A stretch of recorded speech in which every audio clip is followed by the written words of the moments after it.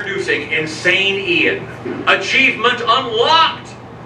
Greetings, Internet, and welcome to another episode of A Comedy Musician Reacts. My name is Insane Ian. I am a comedy musician and comedy music fan, and on this show I react to comedy music from the perspective of a comedy musician. Because that's what I am, and that's what I do, and that's what this is, and that's why you're here, and that's why this week I'm reacting to songs by some friends of mine. This week I'm reacting to Lower Decks Keep It Movin' by the great Lukas and Hot Topic by That Lucky Panda. If this is your first time joining us, yes, I am a comedy musician and I react exclusively to comedy music. What that means for you is that I'm going to pause the video, kind of a lot actually. This way I'm not talking over or laughing over the jokes and missing them. This way I can discuss how the lyrics and video work in tandem to help enhance the comedy. Sometimes I'm summarizing, sometimes I'm analyzing, sometimes I'm just sitting back and laughing my damn head off. It's a crapshoot whatever you're gonna get, but I think it's a good time anyway. If you like that sort of thing, please like, share, comment, subscribe, do all the things to feed the algorithm to get more eyeballs onto these videos. And if you really want to help the channel out, consider supporting me on Patreon, where patrons get to see these videos early, get my own comedy and music early, all sorts of other perks. But anyway, all of that out of the way, let us dive in to these two videos. And I am the great Lukas. I'm the person who made Lower Decks Keep It Movin', and I'm going to be reacting to Ian reacting to my song and video. Ian, if you didn't think I was going to do this, you haven't been paying attention the past however many years we've known each other. Very long time. You should have known this was coming. You should have known. So yeah, let's just, like he said, get right to it. And I'll be pausing to, you know, interject things, answer questions that he poses, etc., and give you other bits of trivia that aren't available anywhere else about this particular song. So here we go. It was actually going to be 4 videos, but I realized that's going to be really long, and I'm splitting it up over this week. I had intended on doing this last week, but certain things happened in the country last week that made it difficult to want to do a video. Understandable. First song here, Lower Decks Keep It Movin'. Lukas is a huge Star Trek fan. Lukas is also the most requested artist of the 21st century on the Dr. Demento show. So if you aren't aware who the great Lukas is, get your damn self educated. He is the emissary of rap dementia. He is the he's done a lot of comedy songs on various subjects in pop culture, but a lot of his most popular songs are the songs about Star Trek. In fact, he helped curate, and Star Wars, for that matter, a Dr. Demento show this past weekend that was all Star Trek themed comedy songs. So, you know, I first met Luke. Just for the record, go to drdemento.com. That's DRDEMENTO.com. Look for episode 2445 on the streaming page. It'll just say Star Trek 2445. That's the episode to look for. It primarily focuses on the shows of like Next Gen, DS9, Voyager, all the way through Lower Decks. And then at the end, we do a top 10 countdown of the most played Star Trek pieces on the Dr. Demento show's history. Which is 9 of them are about the original Star Trek and 1 of them is about Next Gen. But I think it's a great selection of comedy music that covers the whole history of Star Trek, not just the first show. Anyway, back to Ian. At a Star Trek convention. So there, you know, this is his bread and butter. He had a song that was What's Up Spock, which was a parody of What's Up Doc, Can We Rock? That by Fushnikins featuring Shaquille O'Neal. That he did about many of the original several series, and then other versions, other TV series got added to it. Like when I originally made it, it was just the original series, Next Generation, Deep Space Nine, and then the Shaq verse at the end I did about Q. Then Voyager came along, so then I did a version where I added Voyager to it.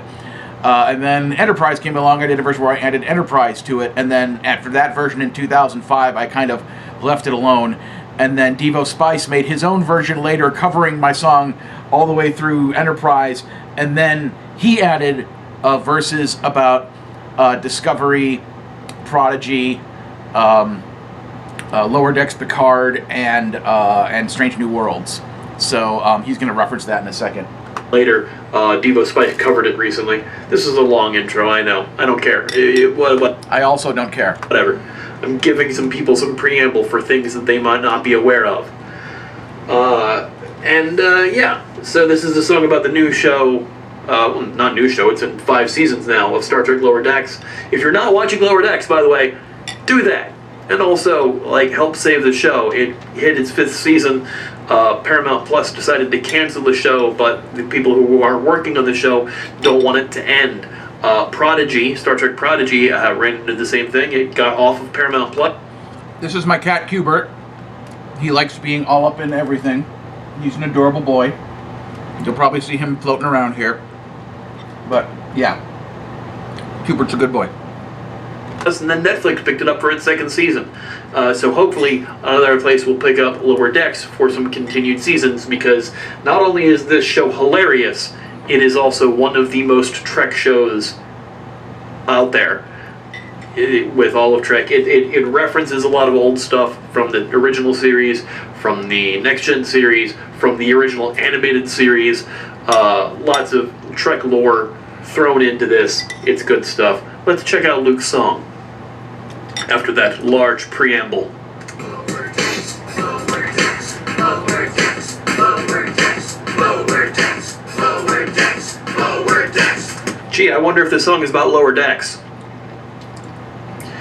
Call and response stuff is always good. It's always a good way to get the crowd pumping and ready for your song. I just want to interject here. Ian's going to bring this up later, but so when I uploaded this video to YouTube initially, I uploaded it, and then I realized that the fonts used at the end in the credits really weren't reading that well, so I asked Zach to redo that and upload it a second, and then I uploaded it a second time in preparation for putting it out.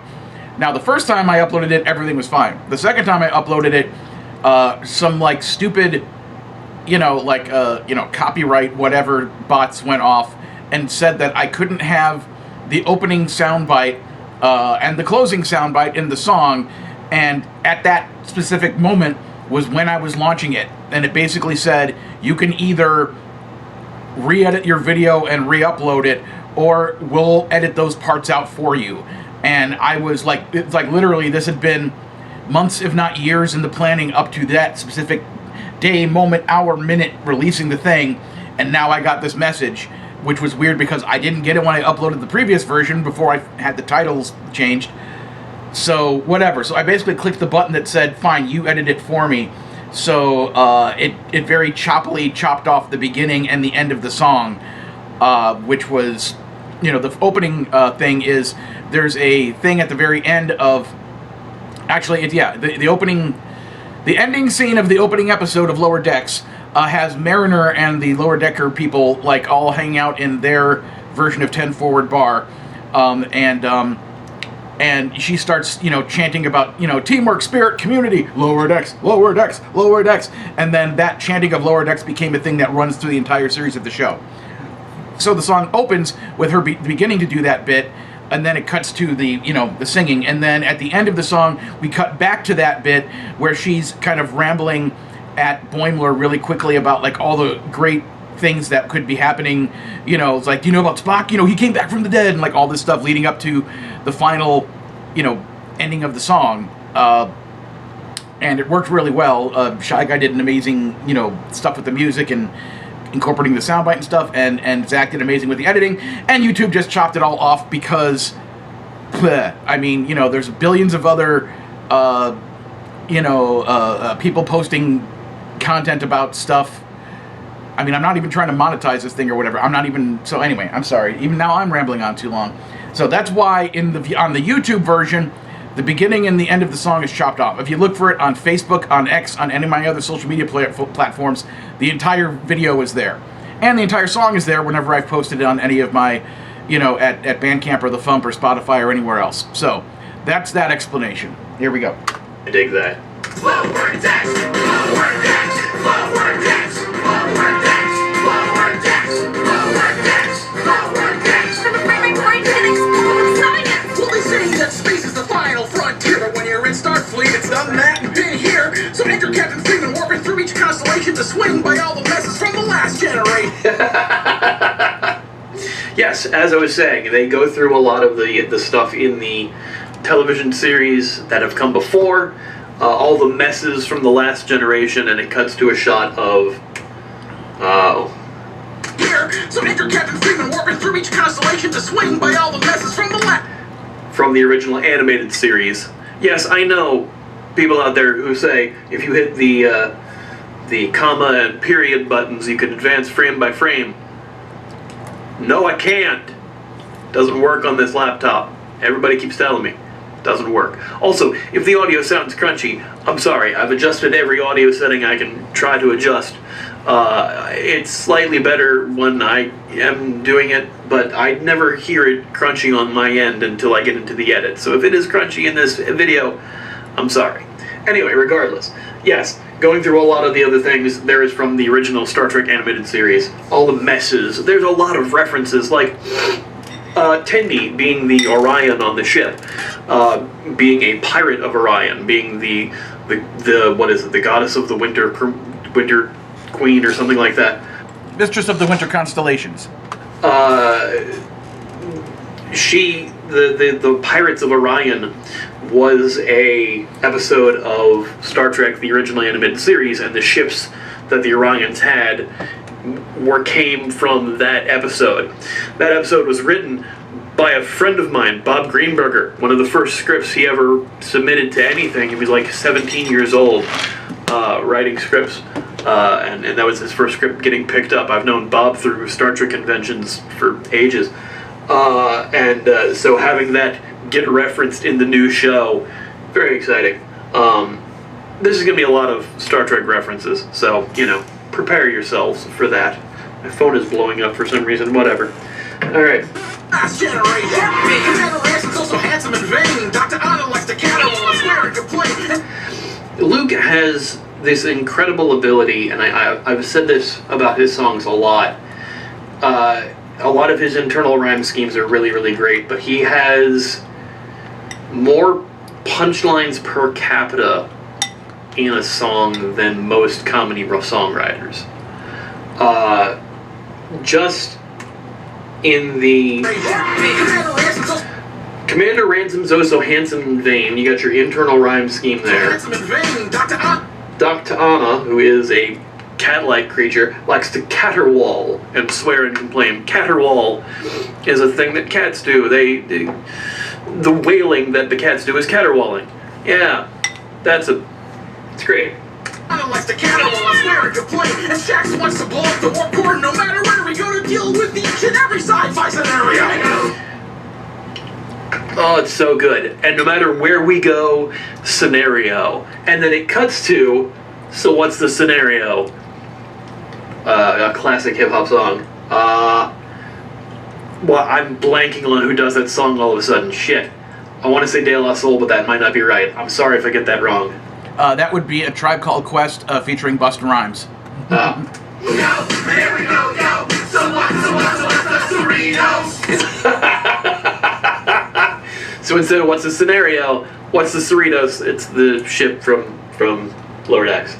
I had always intended the song to be an original, but I did at one point briefly consider instead doing a parody of the song Scenario and making it about Star Trek Lower Decks and just call the song Cerritos and have that be the hook of the song. But in the end, I just figured if I call the song Cerritos, nobody's going to know what it's about other than assuming maybe it's about the city of Cerritos here in the Los Angeles area. Unless they're, a real Lower Decks fan and we're like, oh, Cerritos, that must be about Lower Decks. So it made a lot more sense for me to do a song, that incorporated the Lower Decks chant into the chorus because it's kind of like a built-in musical thing that the fans already, know and connect with. And another bit of trivia that I don't think anybody knows is that my original title for this song, when I first thought of it, I've been wanting to make this song for about, 3 years, since just after season 1 finished. And because of the fact that this was the first Star Trek show that was specifically meant to be a comedy, I was going to call the song Lower Decks Ain't No Joke. And then that was the working title for the longest time until I started really taking my notes on the thing, and suddenly it dawned on me when I saw that the episode 1 clip of Lieutenant Dirk going, "Keep it moving, Lower Decks." I'm like, oh, keep it moving, lower decks, keep it moving, like a dance groove, and also like they keep the ship running. Ian references that later. So yeah. Got California class and Roddy Derry style as we're cruising every prime timeline light mile. But forget about the bridge and come on down, my friends, cause the lower decks is where the real action begins. Yes, the series is not about the bridge crew, as most shows in the Trek universe are. It's about the people who are, ensigns or lower ranked people who work on the maintenance and the regular kind of upkeep of the ship and the people you hear less about, the people who are on the away team as the second or third, not the people who are in the command of the away team. And that's always it's an interesting angle to take for this show. I really enjoy that, and I really enjoy here's our bridge crew, but that's not the focus of the song. They were gonna, we take maybe a minute to explore that, and here's the ship. It's got California class and Roddenberry style. The California class ships are it's a style of ship that is in the Trek universe. They were called California class because of a certain shape and where the nacelles are on them. And Roddenberry style, of course, Gene Roddenberry, the creator of Star Trek. It's good stuff. So, a couple bits of trivia to point out. The California class ships were actually invented for the Lower Decks series, and the purpose of the California class ships is to essentially be the support ships for the other main flagship type ships like the Enterprise and etc. So, essentially, the California class ships are kind of the lower decks ships of Starfleet in a manner of speaking. Also, the California class ships are all named after cities in California. There's an episode where a whole bunch of other California ships show up, and like they quit, Boimler's quickly rattling off all the ship names that are coming in.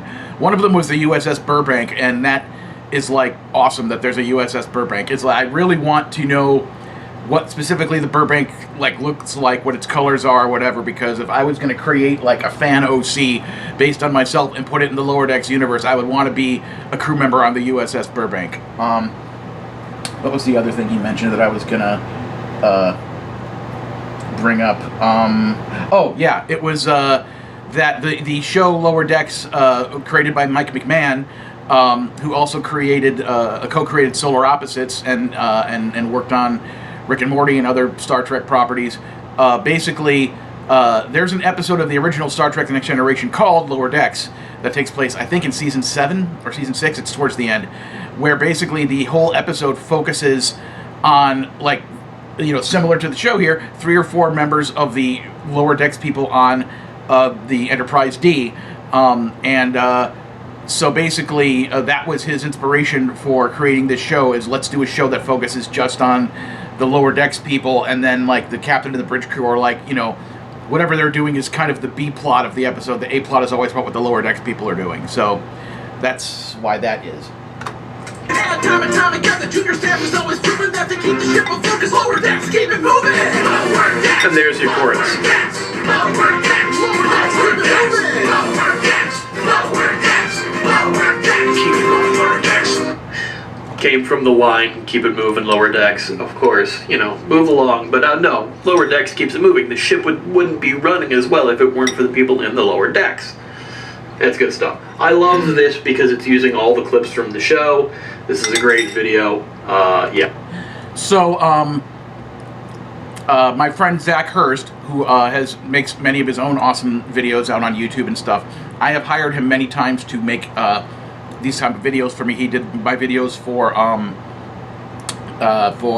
my song about The Flash called Run Barry Run, my song about Supergirl called She's Kara Zor-El, and a bunch of others I'm forgetting off the top of my head, but he does excellent work.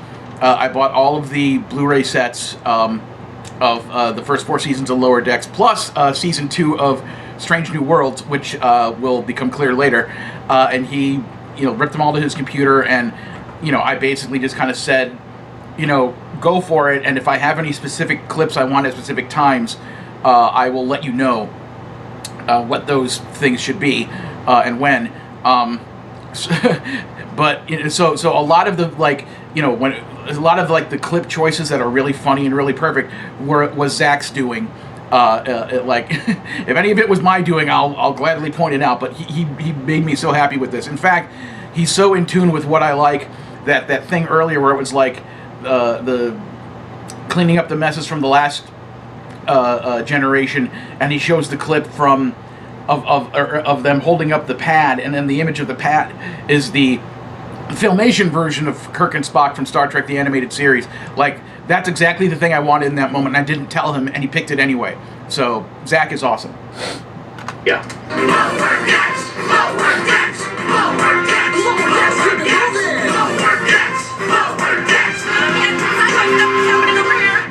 There's a free spirit like Hurst, but she don't want to rank up because she can't stand the work. She'll help folks her own way, and if you try to dispute, she'll say shut up and give you a sarcastic Vulcan salute.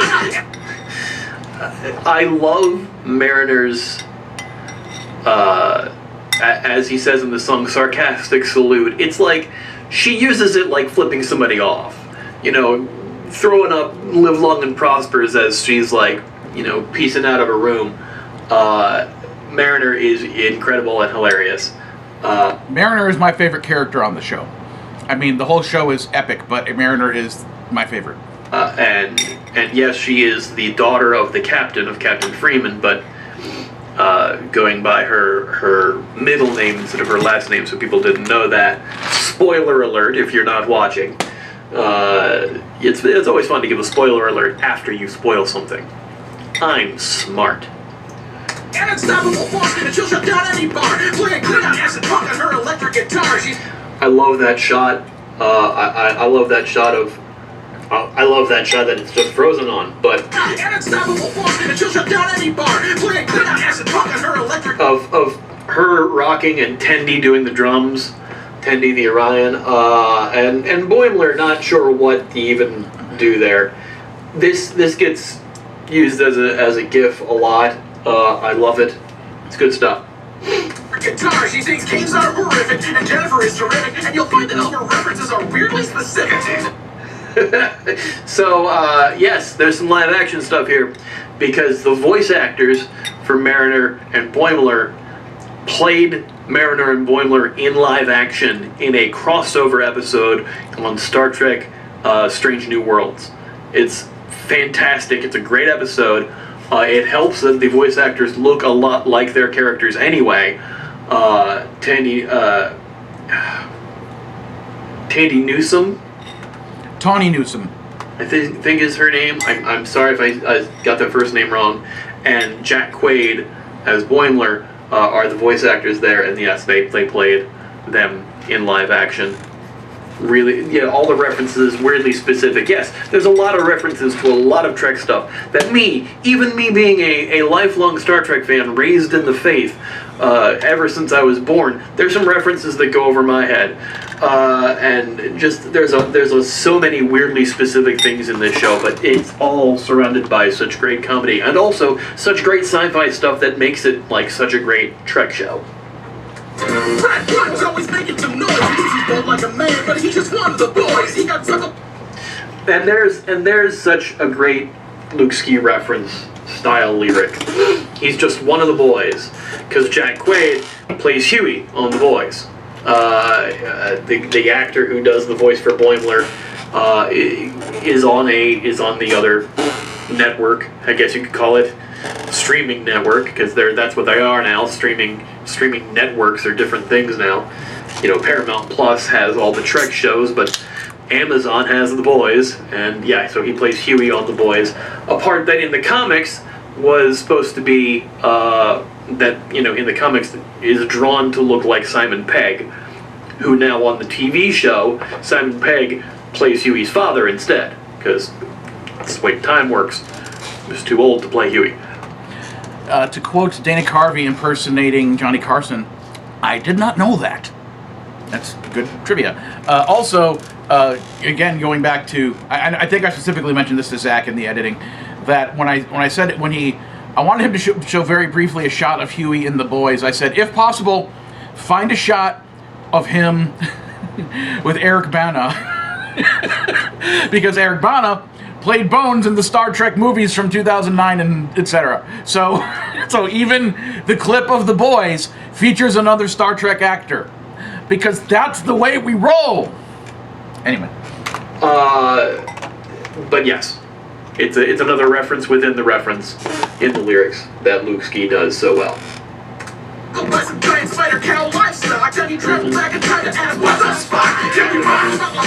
He even references his own songs in his songs. That's what makes him the great Luke Ski.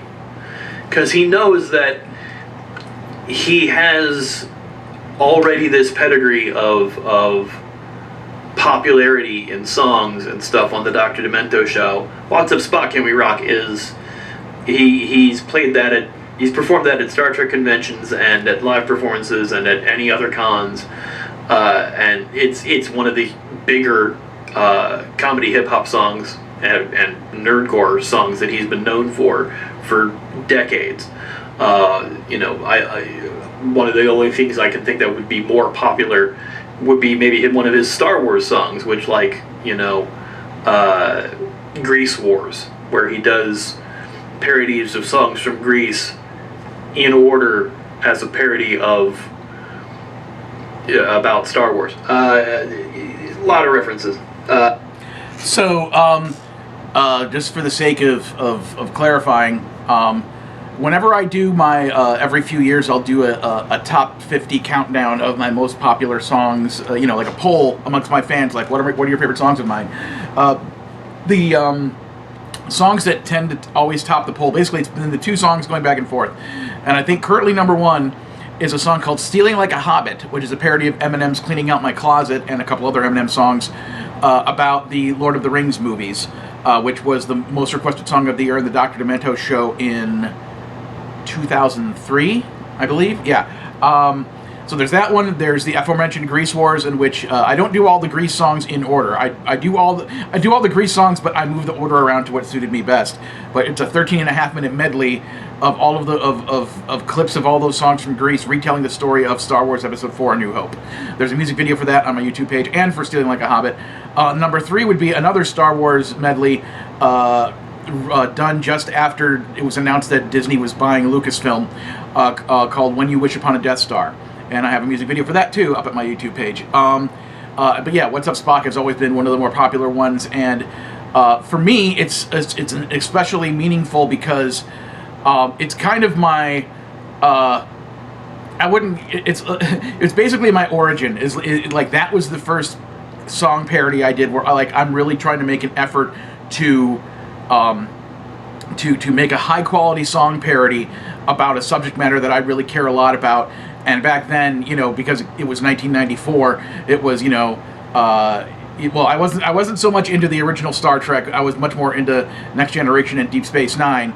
And my favorite character from those was Q. So the very first version of "What's Up Spock" is the first verse is about the original Trek, the second verse is about Next Gen, third verse is about DS9, and then there's a short mini verse about Q, as I already said earlier.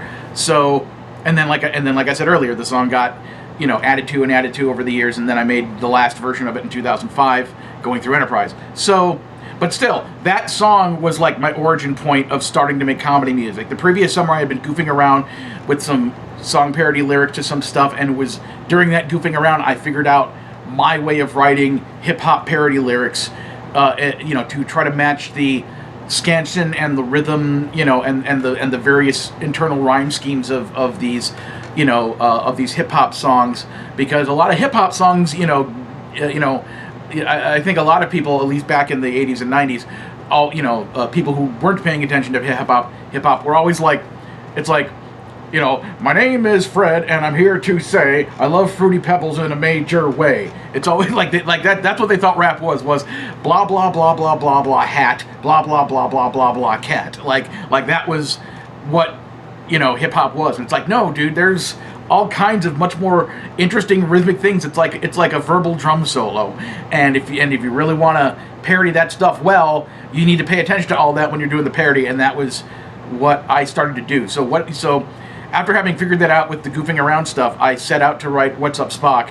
Another side trivia thing, I almost chose to make it, because I love that song so much and I was trying to figure out what subject matter to go with, I almost wrote it about Animaniacs and called it "What's Up Dot."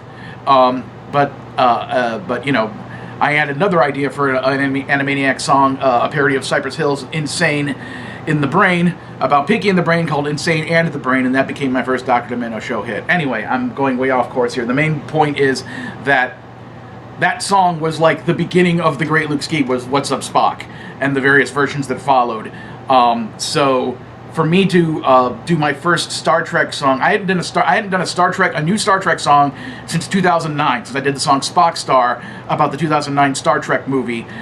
So it had been, however many years it's been, mathing in my head, like 13 years or something like that. I hadn't done a song about Star Trek, and I'm like, okay, now I'm finally going to come back. I'm going to do my Star Trek song. I really want to do it as well as I did What's Up Spock. In fact, I had pages and pages of handwritten notes about every episode of Lower Decks, which I then typed up into printable notes for me so that I could bring them with me when I was working on the song out in the world at restaurants or whatever. And it was 12 pages of printed notes. 12 pages of printed notes. The final lyrics only take up like 4 pages tops. So 12 pages of notes, condensing all that stuff into 4 pages. There was so much stuff about the show that I didn't mention at all that I could have mentioned. But the song is already like 4.5 minutes long, which is, long for most people. But for me, it's an exercise in editing and restraint to to make a song that's only 4.5 minutes long.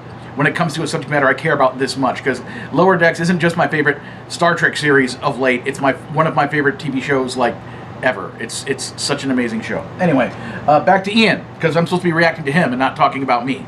Although he is talking about me, so I'm reacting to him talking about me. So, anyway. Man, I'm just losing my mind. Let's take it back a little bit.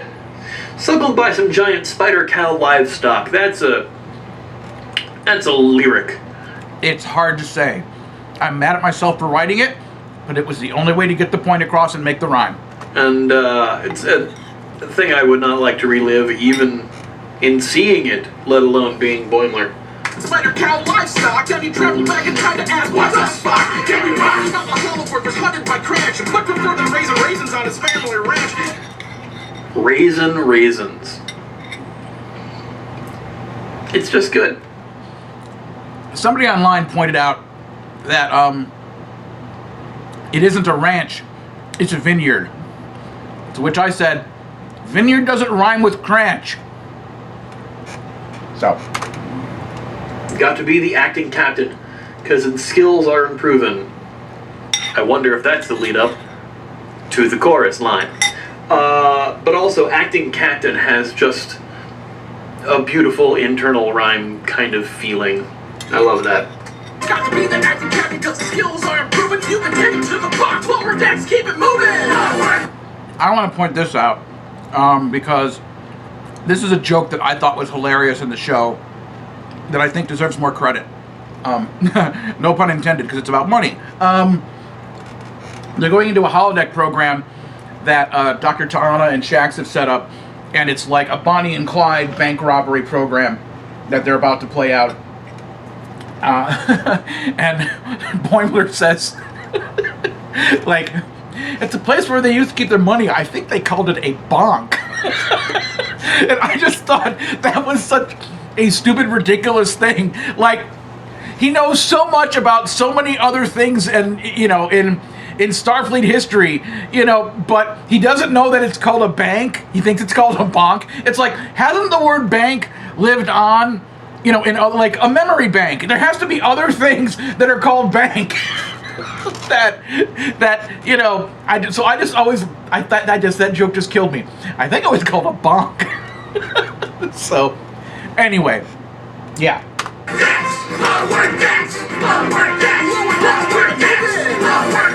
Just, I love the beat on this song. I didn't notice it because the only other time I've heard this song is when Luke performed it live at Fump Fest back at the beginning of October, and as I was waiting to do my reaction to the full music video to kind of give it more of a listen, and there is this kind of Alexander Courage feeling, because Alexander Courage did the Star Trek theme song for the first movie. And that first movie theme song got used for Next Generation. And there is this trumpet happening in the background that sounds a little bit like the theme song to Lower Decks, but also just like it's triumphant space music set to a beat too. I can't tell if it's actually the theme song, but it's at least an approximation of it, or an approximation of a Trek feeling song for this beat. And that's the same shot, just with the deal with it glasses on it. So, first of all, credit where credit's due. Zach did the deal with the glasses. Not my idea, but it was perfect. But to answer his question about the music, I commissioned the awesome nerdcore artist, Professor Shy Guy, to make the backing track for me, and he was and is amazing. When I first started talking to him about it back in, I think it was January of 2023, I told him that I'm wanting to do a song that's basically kind of mid-90s hip-hop sounding, with scenario as kind of a general example of the type of song I was going for, but I want it to be, it's going to be about, Star Trek Lower Decks, and I wanted to, if possible, figure out a way to incorporate the theme song from the show, the orchestral things like, like that's the theme. So I sent him a YouTube link to the intro of the show so that he could hear what the opening theme sounded like. And then, like, within hours, I want to say it was, he came up with that beat, and he came up with, at least the initial rudimentary thing of the instruments, doing it with kind of a 90s hip-hop swing beat to it, kind of like, and I was like, yes, this is exactly what I wanted! So, yeah, and then later on, that same day or that same week, I told him, I also have this idea for having it suddenly, during one of the choruses, switch to talking about Deep Space Nine, and then having the music switch to the Deep Space Nine theme.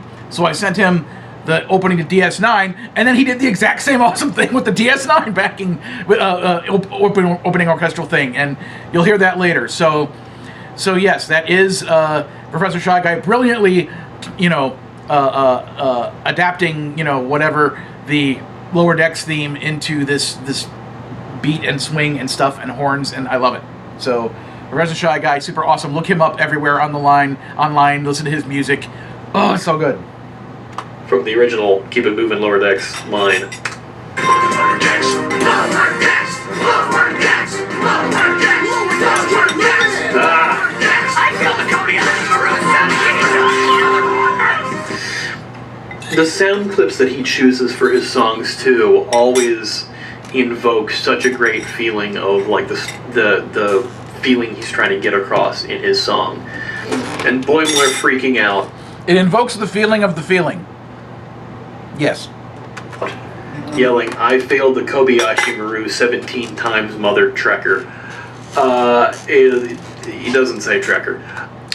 Another bit of trivia about Lower Decks, because the other modern Star Trek shows occasionally have swearing in them now. But Lower Decks bleeps all their swears. It turns out they don't have to. They choose to because they think the bleeps make it funnier. And generally speaking, probably right. I have no problem with vulgarity in my comedy, zero. But seeing that as a creative choice, I'm like, okay, yeah, I can see why they would want to do that.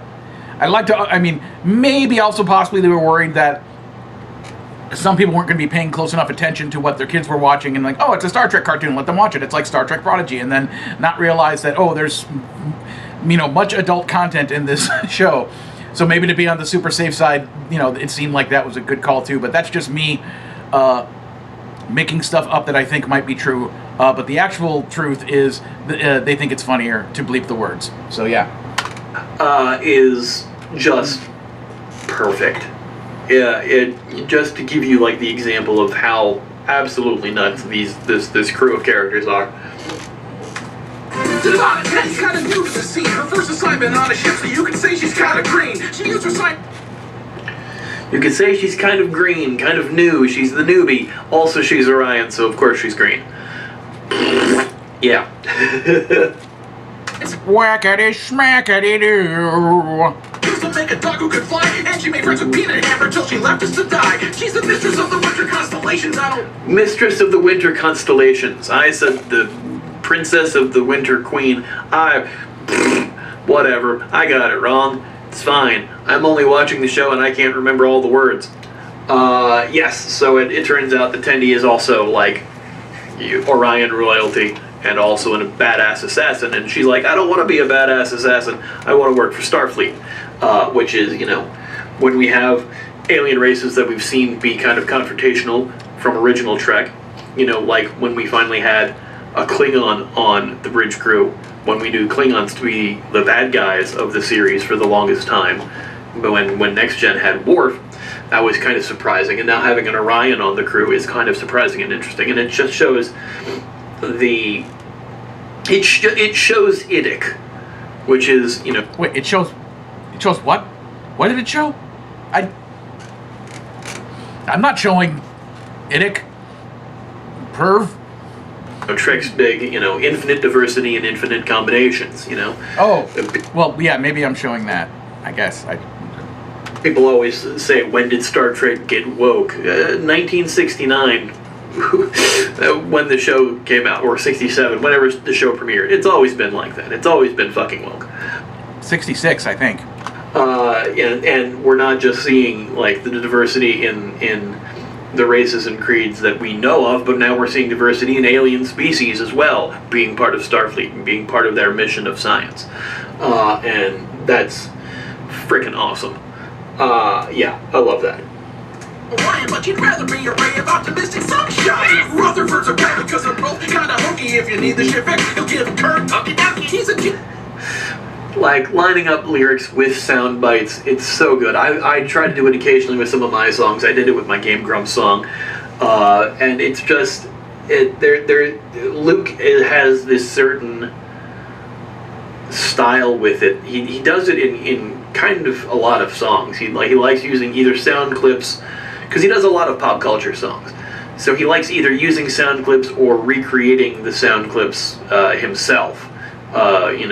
With him saying the lines instead, but like doing it as a cut-in for the sound clip to sound like it came from somewhere else, rather than it's him doing an impression or something. His impressions also are pretty fantastic. Oh, are they pretty fantastic, Ian? Are they fantastic? Are they good? Yes, I think they're good. Hi, welcome to Gilbert Reacts to Luke reacting to Ian reacting. Because why the hell not? Yes, this video's already 42 minutes and 57 seconds long. Why are you still watching it? I don't know. Let's go back to the thing.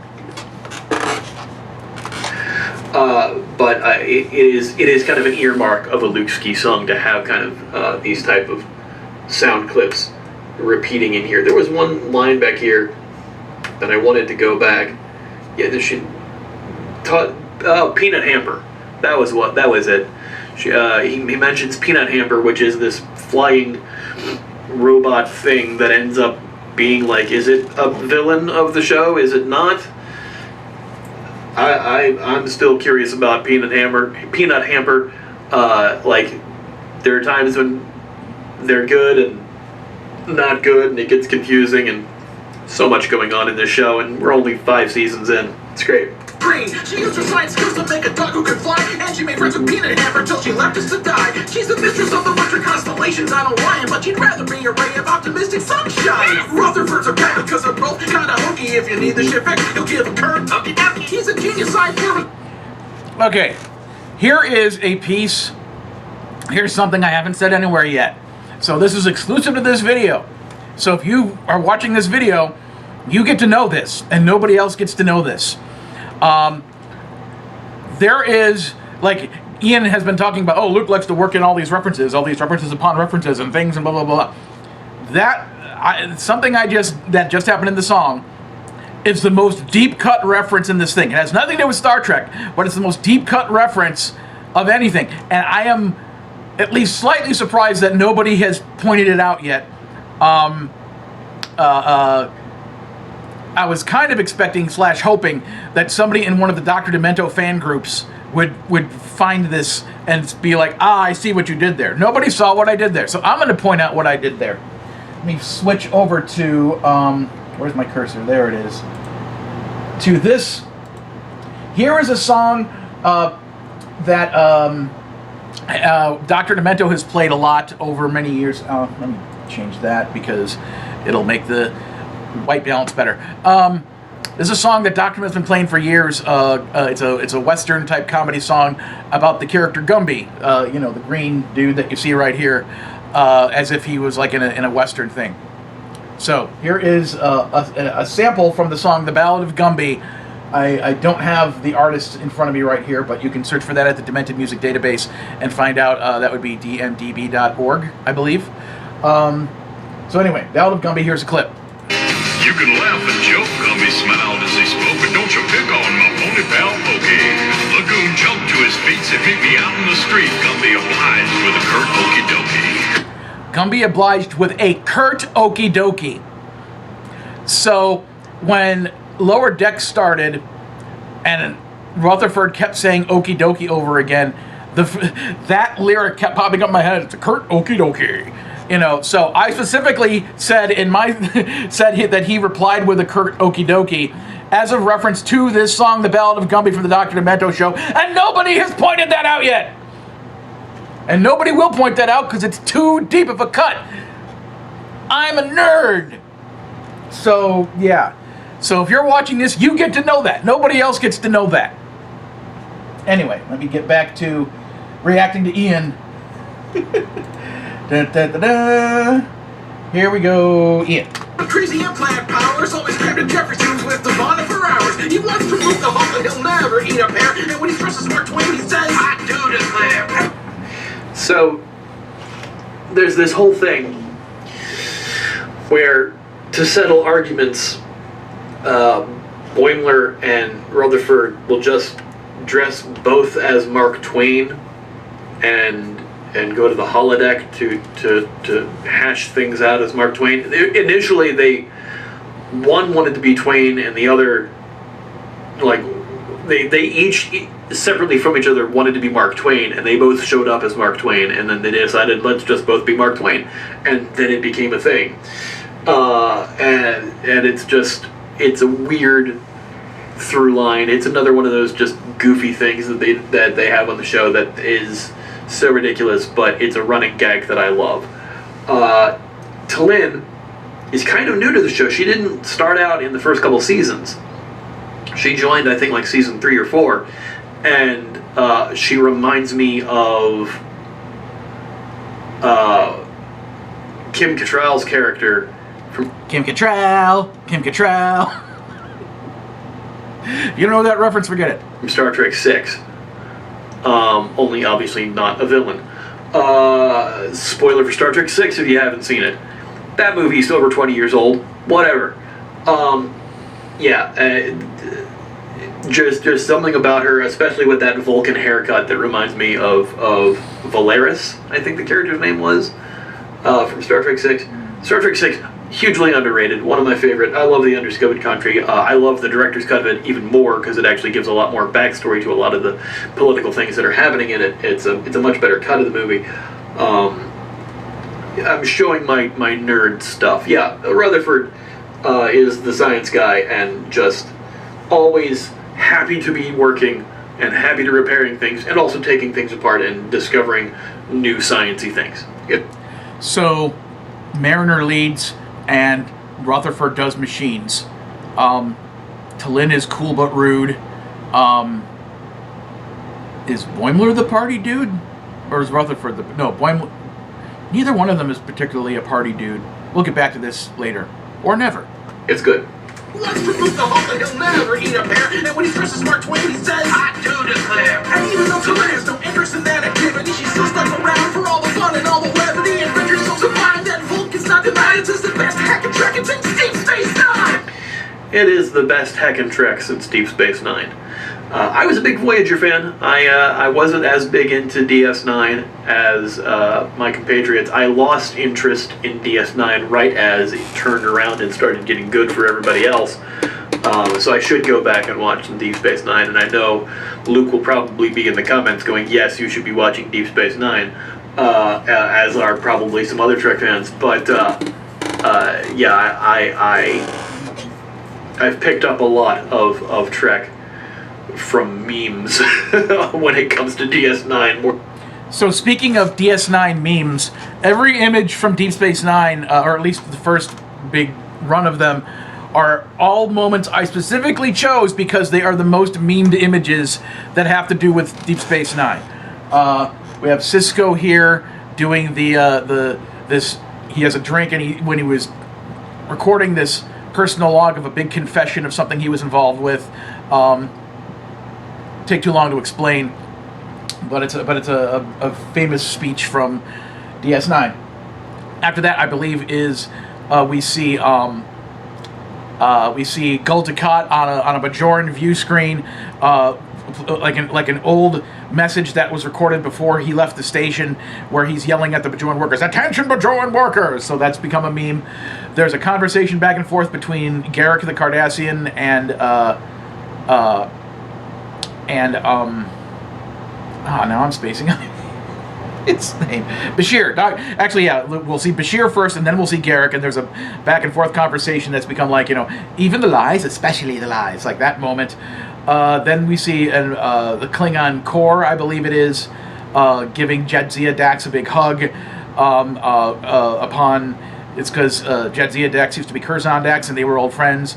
So he's like, "Curzon, my friend," and she's like, "It's Jadzia now." He's like, "Jadzia, my friend," So, and then I think we have a shot of Quark with a tribble on his head from Trials and Tribulations, and then a shot of Morn just shrugging. Oh, and then in there's a shot of the pylon circling with Ransom saying the line, "Just keep circling," from the Deep Space Nine episode they did.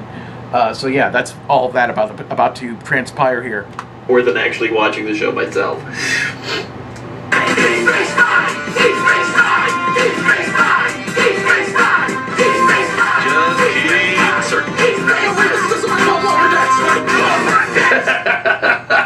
So yes, we suddenly turned the chant into Deep Space Nine, and he's like, "Wait, no, this is a song about Lower Decks."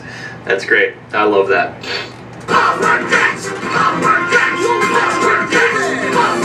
I too must be Vulcan as a motherfucker. Yeah, logic, bitch. I also too must be Vulcan as a mother trekker. Trek yell, logic bitch. I love it. It's so good. Coming down below and meet the crew, there's quite a lot to see, and you'll make the discovery. You're really quite a prodigy, and Alright. Here's the section of the song where Luke does some pen flexing and works in the names of all the other Trek shows and Trek references into a verse. Flexing. I'm flexing. Because that is a thing that Luke is amazingly skilled at. Discovery, Prodigy, two of the newer Trek shows. Discovery was the show that was kind of a prequel show to even, I think it takes place between Enterprise and classic Trek, or at least at the same time as maybe some classic Trek. I haven't watched Discovery at all. My mom really liked it. My mom is a dyed-in-the-wool Star Trek fan, obviously, who got me interested in Trek. She was a Trek fan since before I was born. But Strange New Worlds is like an alternate timeline thing of Pike's stuff. Actually, it's not an alternate timeline, but generally speaking, he is right about when he said Discovery. It's like the initial Discovery show, the first 2 seasons take place like roughly 10 years-ish before Kirk takes over the Enterprise. So it's on the Discovery during that, the Kirk era, but just before, but Kirk is, not yet the captain of the Enterprise. And during those first 2 seasons, they meet up with the Enterprise, and they meet Captain Pike and Spock, and, Una, number 1, and stuff like that. And that basically sets up the show Star Trek Strange New Worlds, which, the spinoff, so that basically they could... I love my favorite thing about Star Trek Strange New Worlds is that the premise of Star Trek Strange New Worlds is basically this. hey, what if we just do Star Trek? And that's the entire premise. Like, it's like we have Pike, we have Spock, we have Uhura, we have, you know, it's like, what if we just did Star Trek and showed Pike adventures leading up to when Kirk takes over, and then Kirk even shows up as a, you know, lower decker of sorts on that series, and it's really good. And but anyway, back to Discovery. What happens at the end of the second season is, due to something that needed to happen to save the universe, the entire USS Discovery was flung forward in time like 900 years from that point. So seasons 3, 4, and 5 of Discovery now take place about like 100 years past what's happening on, you know, Next Gen and Lower Decks and stuff like that. So their whole thing is like way off in the way future. And now that show has ended, there's doing a spin-off series called Starfleet Academy, because in the far-off future, Starfleet kind of got dismantled, and now they're rebuilding Starfleet, and therefore they need to rebuild Starfleet Academy. So a couple of my favorite actors or characters, Tilly, are coming back for that, and also Tig Notaro is coming back for that. Tig Notaro is my favorite thing about Star Trek Discovery. And also Robert Picardo, who played the holographic Doctor on Voyager, is showing up there because, you know, he's a computer program. So, of course, he could show up on that show in the future. So, yeah, I kind of wish it was happening back in the Lower Decks, you know, Prodigy era. But, you know, for a Starfleet Academy show, because personally I think Miles O'Brien should, at this point, be the head of Starfleet Academy. He left DS9 to go back to Starfleet Academy and become a teacher. I think he needs to be head of Starfleet Academy by the time, whatever. But anyway, and also, as long as I'm paused here, I'll point out that a good friend of both myself and Ian, the lovely Ms. Bonnie Gordon of the Library Bards, and of her own right of doing her own comedy songs and jazzy lounge things and stuff. She is a voiceover cast member on Star Trek Prodigy. She is the voice of the USS Prodigy, or the USS Protostar, excuse me. The ship isn't called the Prodigy. The kids are the Prodigy. The ship is the Protostar. She is the computer voice of the USS Protostar, doing the whole Majel Barrett thing. She does some additional voices for characters on the show too, especially in season 2, that are really funny, and I don't want to spoil any of those. But go to Netflix and watch Star Trek Prodigy, because much like us wanting to save Lower Decks, we also want there to be a third season of Star Trek Prodigy, because that show is awesome. Anyway, back to the thing. Before, or maybe not even alternate timeline, it's Pike before what happens to Pike in classic Trek. Short Treks is a series of comedy shorts about Star Trek, because that's H. John Benjamin. That's the voice of Bob from Bob's Burgers and Archer from Archer and dozens of other things. So, comedy. This short is called The Trouble with Edward. And Edward, played by H. John Benjamin, is a, biologist who is obsessed with tribbles. He's kind of like, you know how there's some people in the world who are like, well, hemp will solve all of our problems. Like, his deal is like, he thinks tribbles will solve all the world's problems because we can breed them for to use for meat for eating and for all this other stuff. And everyone's just kind of like, okay, Edward, calm down. And his obsession turns into wacky stuff happening. So go look for Short Treks on Paramount Plus and find The Trouble with Edward. It's really funny. It takes place during the Strange New Worlds part of the timeline, predating the original Kirk series, and it actually sets up some stuff that happens later on in the Kirk Trouble with Tribbles episode. Anyway, back to this. Let's take it back a little bit here.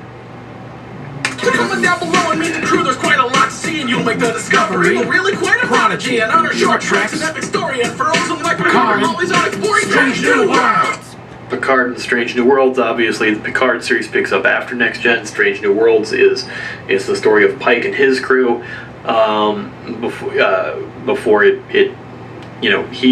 was the captain of the Enterprise. Before Kirk was the captain of the Enterprise. Before we picked up with Kirk in the original classic series. what little I've seen of Strange New Worlds, I've really enjoyed. I watched like really most of the first season, and then I watched the crossover episode with Lower Decks. I'm not up on more of the newer Trek shows than I am the classic Trek. I was raised on classic Trek, seen all the movies and most of the Next Gen movies. I never really got into watching Next Generation. I did watch DS9, I did watch Voyager, didn't watch a lot of Enterprise. So even though I'm a huge Trek fan, I know that there are other Trek fans who are bigger Trek fans than me. My mom watched a lot of classic Trek, wasn't really into Next Gen. We watched DS9 together. We watched Voyager together. She really got into Discovery when that was airing. So, yeah, it's all over with my family. It's where I got my start in fandom was through Trek. Communications at Tamarian with metaphor speak. Dr. Migley knows some counselor eating words with his beak. Chief Engineer Bill's the standing tall of the god, and he'd rather fix the ship than have some Jamaharai. There's just... I don't know what that reference was. Okay, so this mainly is referenced in the episodes that have to do with the Pleasure Planet Risa. Jamaharan is basically some kind of intimate sexual act. They never get specific about what it is, but it's kind of like they're like,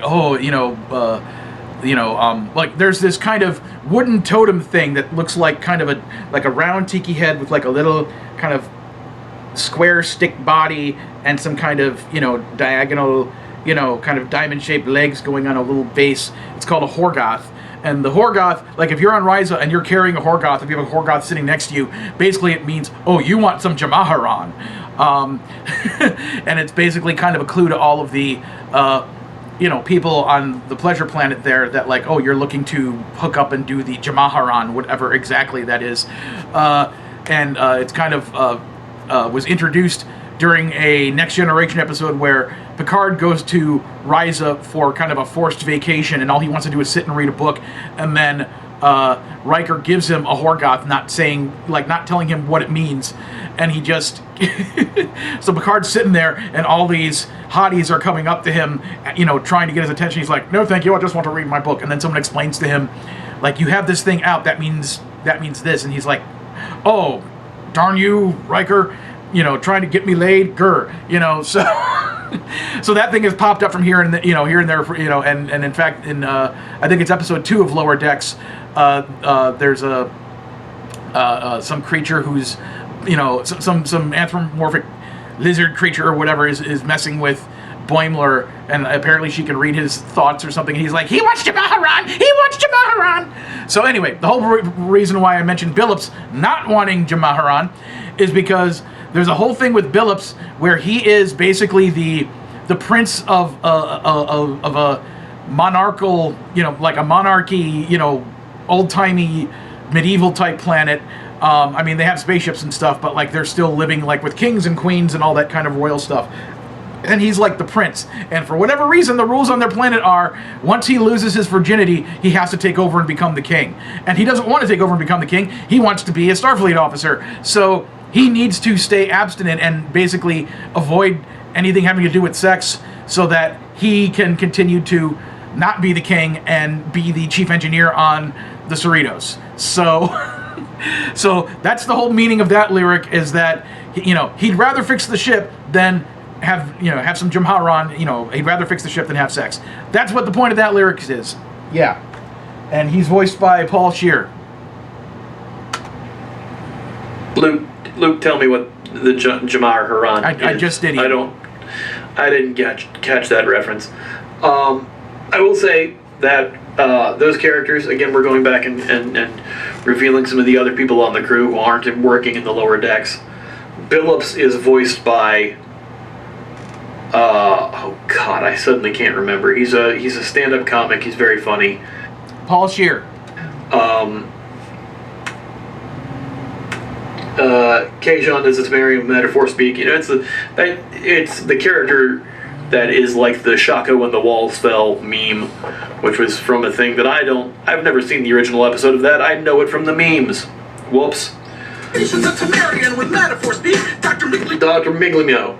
That's voiced by Paul F. Tompkins, who's a stand-up comic, which I just think is great. They literally just did an episode about him and his species and like some dignitaries who were like food critics from his species coming aboard the Cerritos as like one of the more recent episodes that just aired. He's like the psychiatrist on the ship, and his species is known for like, you know, being culinary wizards and cooks and such like that. So yes. The hardest lyric in this entire song to say out loud in rhythm and be understood is Dr. Miglimo. Dr. Miglimo. Dr. Miglimo. I had to retake that line at least a dozen times, probably more, just to, you know, Dr. Miglimo. I kept screwing it up. I was so angry at myself that day. I managed to get it out good, you know, correctly at least once, and that's the take that's on the song. Dr. Miglimo. Most of cats are eating words with his beat. Chief engineer builds a standing tall of the gun, and he'd rather fix the ship than have some Jamahara. He's an AI who was programmed for good until he says he'll rip your eyes out and then cut off your foot. Yeah, Badgie is an AI gone mad, and voiced by oh god, my name is my name. Jack McBrayer. He's about to describe Jack McBrayer. Name is blanking on mind. My mind is blanking on names. Good lord, I couldn't words anymore. He played the page on 30 Rock, and I cannot think of his name now. Son of a bitch. And I don't want to do any live Googling now. People will tell me how stupid I am in the comments. It's fine. A CPU named Agnes sounds just like Jeffrey Combs, and the Moopsie is a... Sounds just like Jeffrey Combs, because it's voiced by Jeffrey Combs. And the reason why I specifically mentioned Jeffrey Combs, besides the fact that it's about to help with a rhyme, is the fact that Jeffrey Combs has played so many characters on so many Star Trek shows. He was FCA Liquidator Brunt the Ferengi on DS9. He was also Wayun on DS9. He was Shran on Enterprise, and I know he's been a bunch of other assorted, you know, one-off characters in the Star Trek, you know, modern series. So the fact that they got him to be the voice of Agamus is like, of course they got Jeffrey Combs to be on the show. Why wouldn't you have Jeffrey Combs on your Star Trek show? So referencing him specifically by name, you know, is in it of itself, in my opinion, a Star Trek reference. So yeah. And the Moopsie. The Moopsie is one of the greatest creations we've gotten from Lower Decks. And I remember this line coming up from the live version, so I'm going to take it back so we can experience it all in its glory. Man, that shot of Badgie just ripping that guy's head off. That is unnecessarily graphic.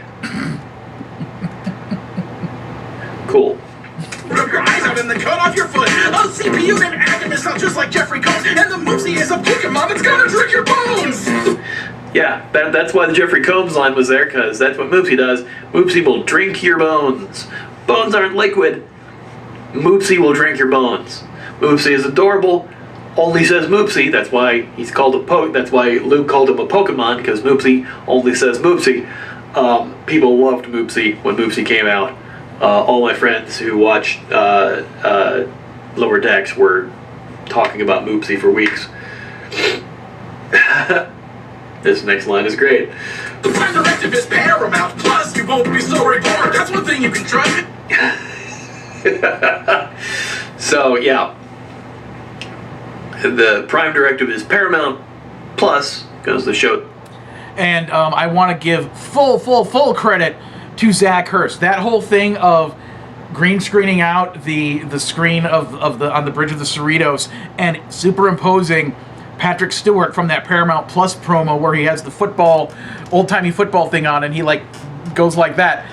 That was entirely his idea. That was a complete surprise when I saw it. That was Zach being brilliant. So I'm so happy with that. So way to go. And I'll let him talk some more before I say more. Goes on Paramount Plus. You won't be storybored. You won't be bored of the story, but also it's animation, so it's got to be storyboarded, which is what Luke does. Luke is an animation storyboarder. If you are hiring in the LA area for animation, hire the great Luke Ski, because he is an amazing artist as well. Thank you for that, Ian. Yeah, if you want to check out my portfolio, go to www.luke.ski. I very much want to find a full-time position at an animation studio, and so go check out my portfolio of animatics and storyboards that you can flip through there in my gallery and everything else. But to go back to this shot, and right now we're kind of getting a Cintiq Inception thing happening here, because this Cintiq here and me, and then here's the Cintiq right here, and then me. It's a different angle. I shot that from over there before, but for the sake of me doing this bit, it made more sense to film it this way. Anyway, so I wanted to put a cameo by my actual self in the video. I considered trying to animate something by doing a cartoon version of me, but I didn't have the time. So what I decided to do instead was, for this line, show me doing a storyboard of of characters from Star Trek Lower Decks, and then specifically I just chose Mariner because I said before she's my favorite, and I have like some, you can't really probably see them at all in this video, but there's grid lines here indicating like she's on the holodeck or something. So she just kind of waves and beat to the music, and then this other dude comes in here. Now some of you might think this is Moopsy if you're not paying close enough attention, but no, that is not Moopsy. That is the pupa from the show Solar Opposites. The other show created, or more to the point, co-created by Mike McMahon. Mike McMahon created Lower Decks, and he co-created Solar Opposites. So this is me working in a reference to Mike McMahon's other show into the video as a little Easter egg, hoping that people are looking in and paying attention to what's going on back here. Also, another very good friend of mine and a good friend of Ian's, Lindsay Smith, is the she was the co-art lead for a while, and now she's back to being her desired position of the lead character designer on Solar Opposites, which is an amazing show that you should watch too. It's on Hulu. Also, I want to point out here that I got all of my Star Trek action figures from the Playmates days of the Playmates line of Star Trek toys out from over there, and I lined them all up in front of here so that I had Star Trek references within the live action shot as well. It's a whole bunch of Playmates figures, a taller talking version of Q, and then I have, there's a Beanie Baby of a Ferengi here that I believe was something you could get at the Star Trek The Experience at the Hilton in Las Vegas back when that existed. That our friend Bonnie also worked at for a while. More trivia. So let's continue. And that's him in the shot. Sing along with the song and keep another season grooving. We're Cerritos strong and Lower Decks keep it moving. Yes. Save. So yeah, that's where the video chopped off the end of the thing. I'm glad at least it kept the word "Save Lower Decks" in there for a few frames, because that was one of the main points of making it, was to connect that to the Save Lower Decks movement, like to give it an anthem song. But again, YouTube was being a stupid jerk, and there was nothing I could do about it. Lower Decks. I don't know why the last chorus there gets knocked out. Apparently, the version of the video that Luke has up on YouTube had a soundbite clip and video at the beginning and at the end, and they got removed. I don't know if YouTube cut them out or if he had to cut them out himself to get the video up there, but that's what happened, why it ended abruptly. But yes, Lower Deck keeps it moving. Lower Decks Keep It Moving by the great Luke Ski. Yeah, I just clicked the option to let YouTube cut them out for me because, like I said before, I was in an intense hurry to get this video done, and I wanted to have the highest quality version of the video on YouTube without me having to take what Zach edited and then reprocess it just to fine-tune the editing of those parts or whatever. I'm like, screw it, just chop them off. I need to get this up immediately. So, again, if you go to anywhere else on my social media, you know, Facebook, Twitter, I think Instagram, just, you know, look around, you know, my places, and you'll find the uncut version of the video, and anywhere the song is, it's uncut.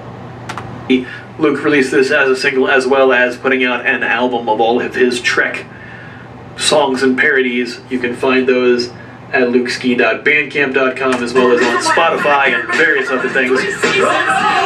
Yeah, Spotify, Apple Music, iTunes, Bandcamp, Amazon, SoundCloud, and YouTube Music, of course, all of those good things. And the song that's playing in the credits here is What's Up, Spock? All from the Star Trek comedy song compilation Laugh Long and Prosper by the great Luke Ski. Luke doing a drawing of himself posing as Boimler. Boimler did this and then basically vogued as the shuttle, not the turbo lift doors were shutting. Can we rock? Yeah! What's up, Spock? Hear it at lukeski.bandcamp.com and as a playlist on Spotify. That's good stuff. Anyway, that was a great song. It's a great video, showcasing a lot of the great stuff about that TV show. Hashtag Save Lower Decks. Let's move on to the next song by another friend of mine. This is a song by That Lucky Panda. Yeah, he does say a little bit more because he shows another thing at the end that shows the credits that says music by Professor Shy Guy, who I've talked about, and video by Zach Hurst, who I've talked about. They're both amazingly talented. I'm so appreciative to both of them for letting me hire them to do all this work. And, you know, obviously, I'm very appreciative to the folks that make Star Trek Lower Decks for making one of my favorite shows of all time. And so thank you to the writers, the artists, the crew, the voice actors, the creators, you know, Mike McMahon, you know, Tawny Newsome, Jack Quaid, Noel Wells, Eugene Cordero, Gabrielle Louise, and all the rest of the voice crew, voice cast. Just, you know, yeah, just thank you so much for giving such an awesome show. And on Ian's reaction video, he then moves on to react to a song called Hot Topic by That Lucky Panda, our friend Lukas, and it's an amazing song. But, you know, this video has already been an hour and 17 minutes long, so I'm not going to react to him reacting to Lucas's song. So, you know, well, I don't know. Maybe I should react to at least a little bit of it just to be fair to Lukas. So, here, I'll just kind of pick a spot at random here. Let's see. This seems about good. Yeah, let's see what this is. They caught my eyes, so I whipped out my phone to take a picture. Oh my fucking Christ. Fucking opened up Instagram, and I got it with sexy photos of that mannequin. Try to look away, but I don't think I can. Now I'm staring slack-jawed at this 50-year-old 10, and I am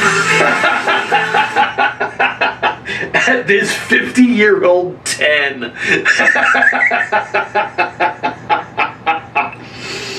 Now, since Lukas is a friend of mine, I know who this song is about.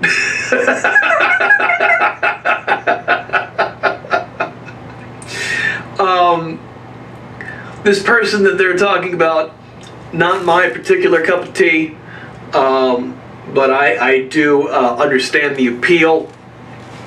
But knowing who this song is about makes this song funnier for me than it will for most other people, probably. But still, it is still a relatable thing of being like someone that you follow on Instagram.